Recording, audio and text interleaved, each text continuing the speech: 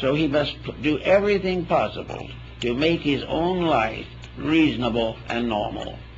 Now, this doesn't mean that he has to depart from society or go into some refuge on the top of the Alps. It means, however, that there must be an establishment of basic harmony within himself. Harmony is the proof of the compatibility of the elements. Harmony is the ability of different chemical elements to work together, and this is only possible when they are purified, for in their gross form they will never be compatible. Salt and sulfur in the form of the physical elements that we can buy in a store can never be compatible. Therefore, it is necessary to cleanse them both, refine them, and take out of them those elements or parts which are the cause of conflict. It is not the spirit of sulfur or the spirit of salt that is in trouble. It is the crystallization around it, by means of which it becomes in conflict with other similar crystallizations. This, we know, then, is what the ancients believed to be the creation of peace within the self. The alchemist must put his own house in order. He must begin by realizing that he is actually searching for something that is in its substance and essence completely sacred. Wherefore any other consideration is going to damage his probabilities of getting it. Now, the alchemical procedure that is most commonly known is relating to two distinct ends. One is the creation of the philosopher's stone, and the other is the brewing of the philosophical medicine, the elixir of life. So the stone in itself represents the body of wisdom purified, and the universal medicine represents the soul. The medicine of immortality must be derived from things that have a birth and death within themselves. In other words, the nutrition that is given off may cause the primitive element to be lost, but its power goes on. It does not die. It simply reincarnates on a higher level. For when we take into ourselves basic elements, they are reborn in us, and therefore pass through a process of evolution as they are used by the human being to maintain the economy of life. So in the beginning, the alchemist must find a quiet place to work. He must have his little laboratory. Well, laboratory in his day was a furnace, a fireplace, a bunch of bottles, and a few old books to guide his way. But to us, the laboratory is actually a body so free from interference and confusion that he can retire into it when he so wills. In other words, the laboratory is his own internal, not his eternal, but his internal. It is that part of himself which is always capable of being reduced to a harmonious situation. The personal life must be basically harmonious. Now, a lot of people feel that this is not possible, that there is no answer to all these grievances and griefs that beset us and affect us. But the alchemist says, you're after the most valuable thing in the world, and if you're hoping to get it, you must earn it. You must make adjustments that will never be required of anyone except for this purpose.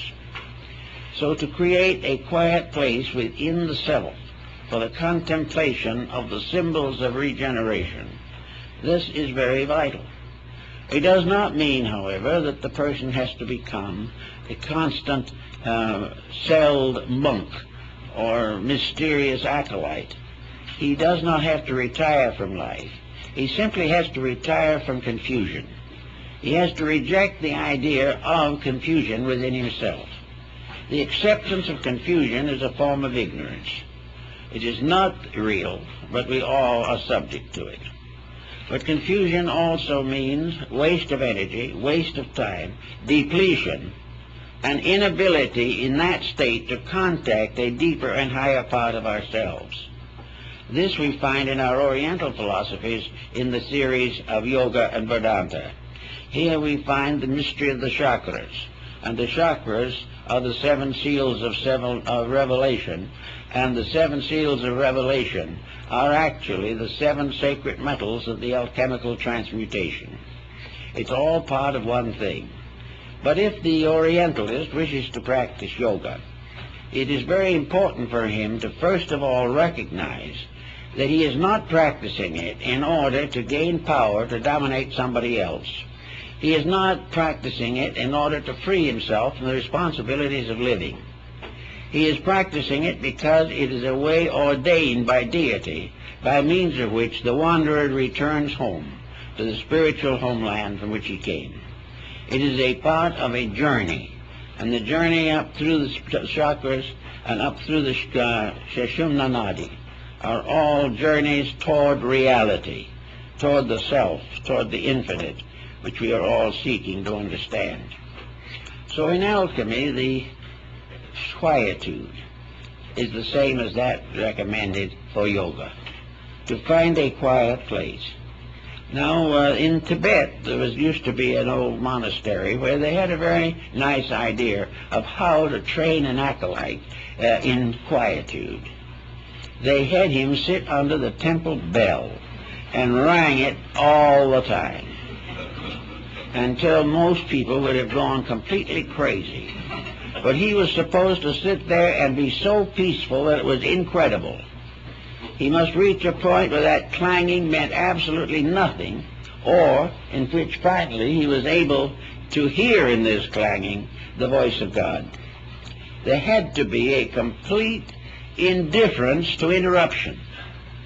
An indifference which did not mean to neglect duties, but it meant to curb abuses of all kinds. So the alchemist also had to learn to achieve an absolute quietude that was not negative. He was not looking for a psychic revelation. He was simply finding peace, which is the foundation of growth.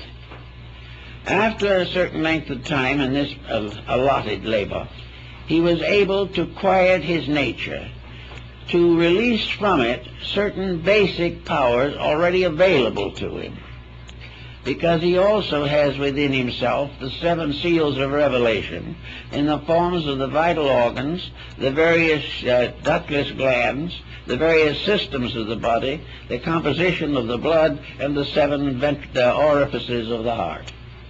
And it is in this Shatapana cave, as Buddha pointed out, of the heart, that the great mysteries are revealed. So the heart becomes also part of the alchemical paraphernalia, by means of which the individual receives finally the full support. Also, of course, the alchemists used as a symbol of their achievement the lamb with the cut throat and the blood pouring from it, because of the idea of man being saved by the blood of the lamb. Now, the blood of the lamb in this case is actually the Eucharistic vitality, which arises from the absolute sacrifice of all forms of negation and the purification of the life that flows to us through the wonderful possibilities of the infinite itself. Now, after getting nice and quiet about these things, the body being as much at rest as possible, we soon come to another very important decision. For this purpose, the body can be considered alchemically the power of the moon. And this body being subject to all kinds of digestive and assimilative processes, the lunar energies work for the maintenance constantly of the peace of the flesh.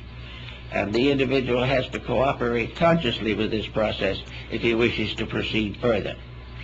Now, having gotten a little bit of control of the body, we make usually a very disheartening discovery, at least for the beginning. And that is, essentially speaking, the body, which is the earth of the alchemical experiment, didn't really do us very much harm in the first place. It wasn't the flesh, but the dweller in the flesh that was giving trouble, nearly always. The flesh was not, it was the victim. The flesh was being scourged daily. It was being constantly like some faithful animal, by the ambitious, self-centered driver. So the next thing was to find out what this driving force was. And as soon as we do that, we begin to get into the fire principle, which is emotion. Now, emotion is life. The energy behind emotion is magnificent, it's divine. But the use we put to it is miserable in most cases.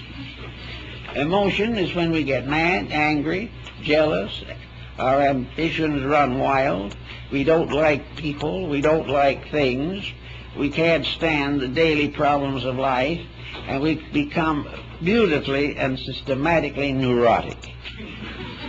So with all these disagreements within ourselves, our emotions are constantly battling us. At the moment we sit down somewhere, a negative thought floats in. Another idea comes along. And always there is this temptation, if I'm going to work this hard, what am I going to get for it? And this is one of the major temptations. Those working truly for the good of the great alchemical mystery are not concerned about what they are going to get for it. They are concerned only with the fact that it is the spiritual and moral necessity of their lives, that it is that for which they were intended in the first place. And the only thing they're going to get for it is release from the absence of it, release from the pain and misery of trying to live without it. So the emotional factor, which beats the body, which uses up a very large part of the energy which the body is able to manufacture, is a constant wasting of life. It is a wasting of the divine power. It is actually the body being perverted and being mismanaged simply because we want to do what we want to do. Now, behind this little mystery and this little problem lies thousands of years of tradition. We have always supposed that when we were unpleasant, we had a right to be. We also believed that when we wanted to think something nasty about a person, it was our privilege. Or if we wanted to be angry and go into warfare, that was also a right that was inalienable. So out of emotional excess on the personal level are all the temper fits and poutings and psychoses that we most dread. And on the larger world field of the great alchemical retort, this misuse of emotional energy is war, crime, and all the difficulties that we most fear. So in a small way, we have to heal war by getting rid of our own conflicts, getting rid of our own hurt feelings, our own offenses, getting rid of those things we want to do which we know we can't, and the extravagance which demands that we accomplish the incredible or be miserable. We have to get our attitudes and our emotions down where they're reasonable, and we have to use them reasonably and beautifully. One of the best uses, of course, of emotion is art and music and things of this nature. But in the ordinary commonplace of things, it's kindness, it's affection, it's the natural friendliness of human beings. And where this increases strongly, there is a change in body chemistry. The emotions no longer persecute the body. They no longer offer the body on the altar of their own ambitions. They do not destroy. They do not nurse grievances. They waste no time remembering past events. The only thing that we remember from the past is experience which is helping to make us better now. So gradually we relax the emotional content. Now the emotions can be beautiful, and emotions that are beautiful are well worth cultivating. But here again, they must be sincere, they must be real, they must be naturally within a pattern of normalcy. Even the best emotion gets into trouble if it becomes hysteria. Then we pass on to the next level of this complicated pattern, and that is the mind level. as the